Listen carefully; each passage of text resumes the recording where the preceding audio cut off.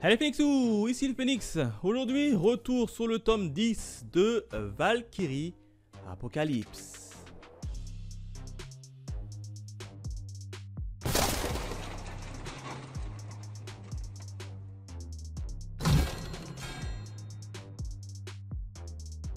Allez, on démarre directement par la présentation du tome, du fameux tome 10, avec qui on a un magnifique Shiva qui tape la pose, tranquille, qui est prêt à boxer des têtes, et il va se passer une chose incroyable dans ce tome, moi je vous le dis. Quand on ouvre la première page, on a une petite page en couleur qui est sympa, puisqu'on a Raiden qui tape la pose.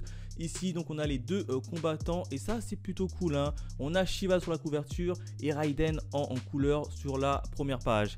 Et puis c'est tout en termes de bonus, hein. Comme vous le savez, dans cette série là il n'y a pas énormément de bonus et c'est vraiment dommage, hein. Dommage qu'on n'a pas une petite jaquette, une petite partie où on présente les différents divinités, les différents humains. Ça aurait de la gueule quand même, ça aurait un peu plus de gueule. Voilà ce que je pouvais dire en tout cas en termes de bonus et de jaquette. Maintenant on passe directement à la partie review.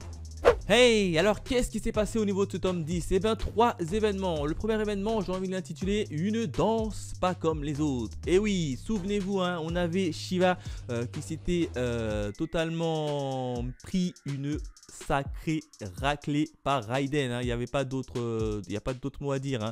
Raiden avait même réussi à couper le bras de Shiva, hein, tellement qu'il était mal au point. Shiva, il était à terre. Et là, dès le début dès la reprise de ce tome-là, on a Shiva qui dit ok, on va passer à la vitesse supérieure, fini de rigoler. Et là il commence à semer des coups assez rapides à Raiden. Un Raiden qui passe en mode défensif puisqu'il est assez surpris, Raiden, de la rapidité de Shiva. Du coup il passe en mode défensif grâce à son attaque, la montagne magique, hein. C'est une technique qui lui permet simplement de mettre ses bras en avant et de gonfler ses bras pour lui permettre d'avoir un bouclier et un manque de peau. Shiva réussit à transpercer sa défense et continue à l'attaquer. Du coup Shiva il voit qu'il a le dessus un peu, il claque un petit coup spécial, hein, qui s'appelle Tondaka, la danse des cycles cosmiques, hein. Et puis là tu vois Shiva il commence à danser normal et puis tu as tout le public derrière qui suit Shiva avec des rythmes assez dingues. Et là tu vois que Shiva il calque ses coups envoyés à Raiden sur le tempo de la musique. Du coup ça rend Shiva un peu imprévisible et Raiden est complètement dépassé et il se fait manger coup sur coup, Et là Shiva il tape encore un coup spécial, hein, puisqu'il va asséner un coup assez violent sur Raiden, hein. Alors son coup il s'appelle Krita Versa, les 5 griffes du feu du tigre dansant. En gros c'est une espèce de salto avant qui lui assème avec un coup de pied. En lui mettant un coup de pied sur le visage, et ben, il le griffe littéralement le visage, quasiment le visage, la poitrine, une grosse cicatrice. Et qui blesse assez grièvement quand même Raiden, un Raiden qui parvient quand même à stopper l'hémorragie instantanément. Donc ça c'est une grosse prouesse quand même de la part de Raiden qui stoppe l'hémorragie. Donc voilà ce que je pouvais dire sur le premier événement, hein. Shiva qui a passé la vitesse supérieure, qui assène des coups violents et qui a totalement le dessus sur Raiden. Le deuxième événement, j'ai envie de l'intituler la naissance d'un lutteur. Et oui, puisqu'on a encore une fois le passé de Raiden. Comment ça se fait que le gars il était tout petit, il connaissait rien au combat, il est devenu un super sumo? Et ben on nous le raconte enfin dans ce tome là. Alors tout petit, hein, comme vous le savez, Raiden il est issu d'une famille assez pauvre et tout le village est assez pauvre. Du coup il s'est mis en tête d'aider ses parents et le village à subvenir à leurs besoins. Du coup il va devenir quoi? Sumo, pour gagner de l'argent et pour l'envoyer à son village. Du coup il quitte la capitale assez jeune, hein, je crois qu'il avait 16 ou 17 ans. Il quitte la capitale, il trouve un dojo, il dit moi je vais devenir un sumo. Et puis tu as les gars en face qui disent non, tu passeras jamais, tu ne deviendras jamais un sumo. Et puis bah, ils vont le tester, hein, les gars là-bas, ils vont le tester. Bien évidemment il va se faire rétamer, mais malgré tout il va quand même se relever à chaque fois et combattre le sumo.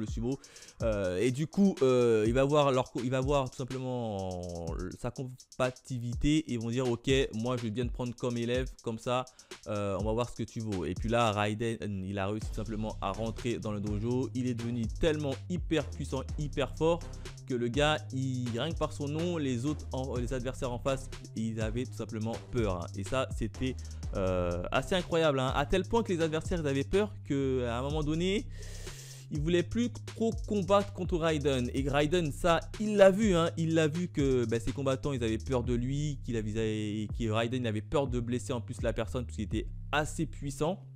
Du coup, Raiden, il s'est dit quoi? Il s'est dit, ok, je bannis 4 techniques. Hein. Il y a 4 techniques que j'interdis d'utiliser durant le tournoi. Comme ça va peu rétablir un peu la balance.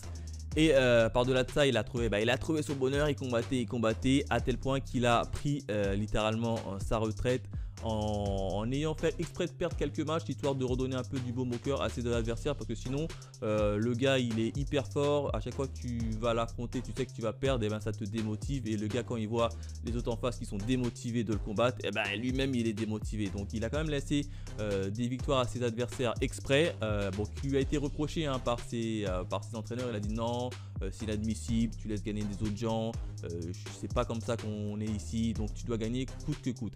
Et puis là Shiva, il a gagné quasiment tous ses matchs en gros, et puis il a tiré sa révérence. Du coup on revient dans le combat de Raiden versus Shiva.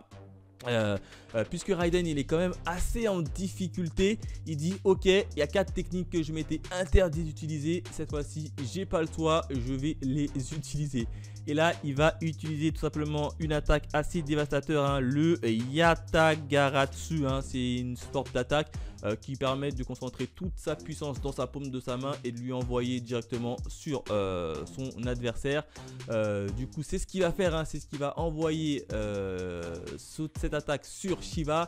Shiva qui va le prendre en plein fouet et qui va perdre 2 bras de plus. Hein. Il va littéralement détruire 2 bras de plus à Shiva. Du coup Shiva il ne reste plus qu'un petit bras qui est encore en état de marche, en état de fonctionner, on va dire ça comme ça. Donc le coup de Raiden a littéralement fait exploser 2 bras de Shiva.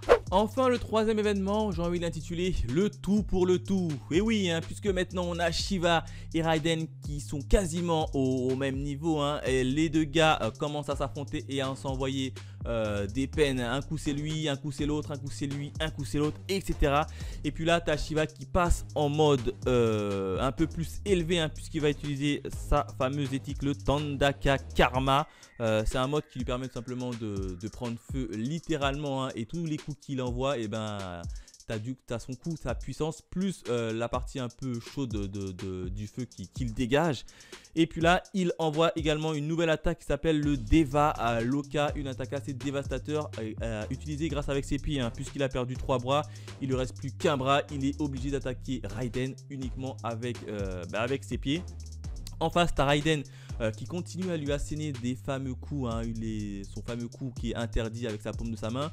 Malgré tout ça, tu as quand même Raiden qui subit quand même des dégâts, hein, puisque c'est un coup assez dévastateur. Il était quand même assez limite en termes d'endurance. Et puis quand même, à chaque fois qu'il utilise son coup, il se mange lui-même des dégâts. Et puis là, tu as Shiva qui continue jusqu'à lui asséner le coup de grâce, hein. Les deux gars se sont regardés, ils se sont échangés quelques petits mots, ils se sont dit bon, Raiden lui a dit ok, j'ai été content de combattre contre toi. Shiva en face lui a dit moi de même également, j'ai pu trouver enfin un adversaire à ma hauteur. Et puis là tu as Shiva qui arrive, qui lui envoie son dernier coup, hein, le Deva Loka, qui lui coupe littéralement la tête, hein, et la tête de Shiva roule par terre.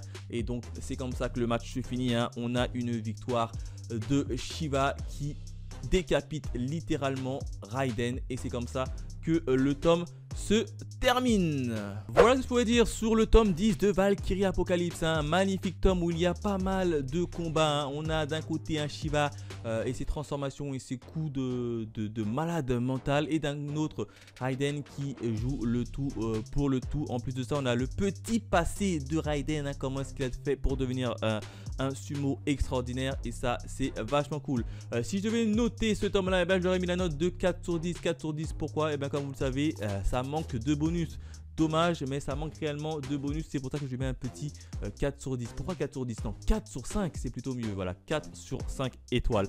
Donc voilà ce que je pourrais dire sur le fameux Valkyrie Apocalypse tome 10.